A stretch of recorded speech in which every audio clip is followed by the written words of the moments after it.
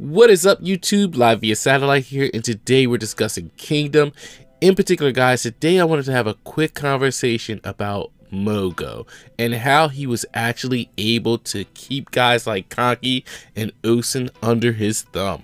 But before we get into that, guys, if you're new here, click the subscribe button because we talk a lot about Kingdom. And if you like the video, it really helps out if you like the video. Alright guys, so after the last few chapters, Kanki and Ousen are like the talk of the town, man. And especially with the rules that were laid out in the last chapter, basically to keep Kanki and Ousen in check. And as I was reading the last chapter, I started to wonder, like, how was someone like Mougou able to keep these guys under control and at least to some extent have their loyalty? And by no means am I claiming to have the answers in this video. I actually think it's probably something that we haven't even found out yet.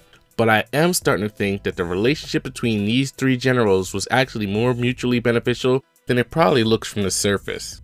When you look at Mougou, his main ambition in life was to become a hero. But as he actually stated himself, he didn't have the talent to do it.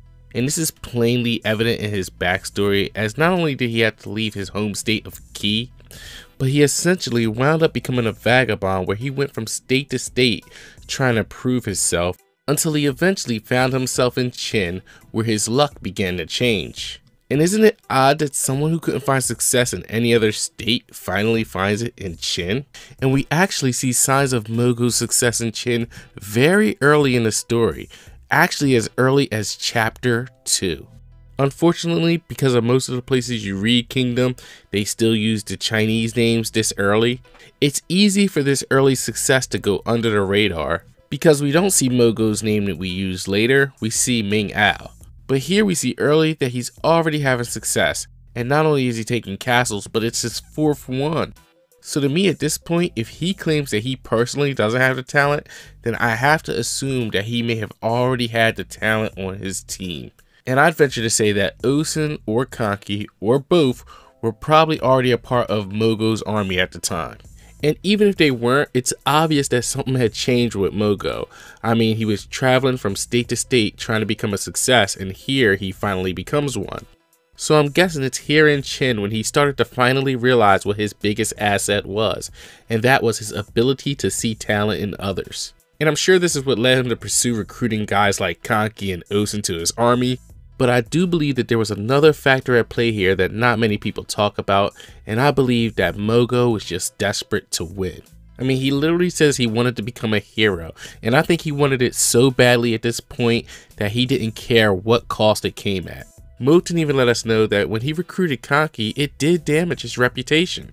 And I'm sure having Ousen in your army doesn't earn you too many brownie points either. But I believe at this point in Mougou's career, he was willing to do whatever it took to become successful. Even take a chance on guys like Kanki and Ousen. And like, to me, one of the best analogies is just thinking about sports, right? Michael Vick was one of the best quarterbacks in the NFL playing for the Atlanta Falcons. But after he went to jail for animal cruelty, no one wanted to touch him. It wasn't like the man magically lost all his talent, but no one wanted to be associated with it. No one wanted to deal with all the press and all the drama and everything that would happen with their fans. For many teams and owners, the risk far outweighed the rewards. But eventually, one team, the Eagles, were desperate enough to take that risk. And he actually wound up being a great player for them for a while. And it actually seemed like the more games he played and wins he racked up, people were actually able to let go of his past, and he actually went on to have a successful career, and is someone who even now analyzes and commentates on the games. And this example is so good to me because it not only explains things from Mougou's perspective, but I also think it gives us one of the key reasons why Kanki and Ousen were so loyal to Mougou. Remember, nobody wanted to give Vic a chance, so he's eternally grateful to Andy Reid and the Eagles organization for basically revitalizing his career. So basically what I'm saying here is I don't believe there were any other armies that were willing to take on the risk of guys like Ousen and Kanki. Even though they were both extremely talented, they both came with way too much baggage. And I think a lot of their loyalty stems just from Mougou being willing to take a chance on them. And we see what happened. Once Mougou allowed them to showcase their skills on a battlefield, it propelled them so far up the ranks that the two of them now find themselves as new members of the 6th grade generals. But I also think there was one more reason that Kanki and Ousen didn't mind working under Mougou. And I think it was simply the fact that as long as they were winning, Mougou didn't care what they were doing.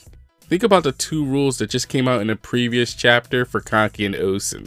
1, not harming civilians, and 2, not revolting against the throne.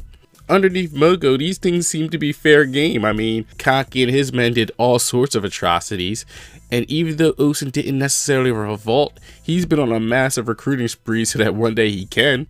And you can't tell me that Mougou didn't know all these things were going on. To me, he just didn't want to interfere because, hey, he was getting what he wanted. He was getting W's. So yeah guys, those are the reasons that I think Kanki and Ousen were loyal to Mougou. But just as grateful as the 2 of them were to Mougou, I believe he also was very grateful to them for helping him to become more of a hero than he had ever become in any other state. But anyway guys, that about does it for this video. Let me know what you guys think in the comments section below. Please leave a like if you enjoyed the video and feel free to share, comment, and subscribe. Peace out.